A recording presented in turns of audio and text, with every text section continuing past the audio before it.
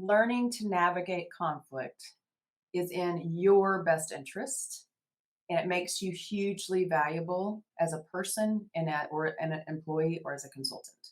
That's my big wide F for what we're talking about today. I could not agree with you more. And you know that I work as an executive coach. I know you do a lot of coaching as well, sort of as part of the work that you do. Um, talk to us about some of the situations that you found yourself in. Without you don't have to name names, but just kind of give us some idea of kind of the conflicts that you maybe have had to deal with, and what's your philosophy on handling conflict? So let me give you some few snapshots of stories over the years that have contributed to where I am now.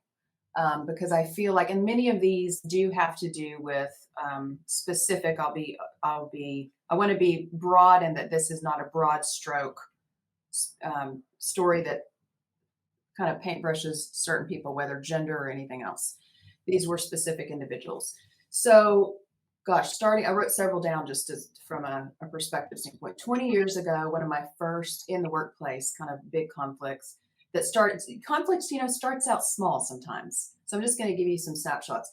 20 years ago, I was on my first development project, real estate development, and the boss and I had gotten along really well. He was a few years older than me.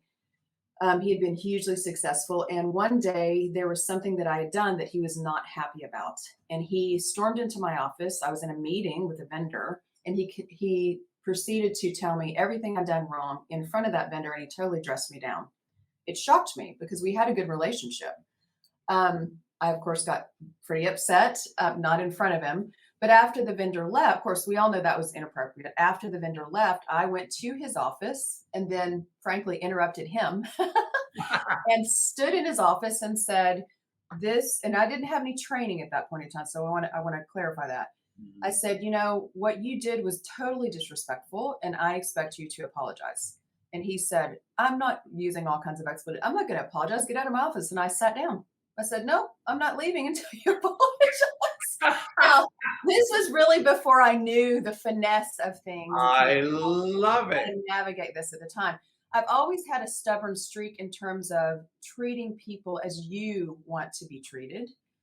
And the one piece that I feel like that I had to really in that last 20 years have had plenty of opportunities to fine tune through a lot of scars, as you said, Mhm. is how to communicate what it is I need.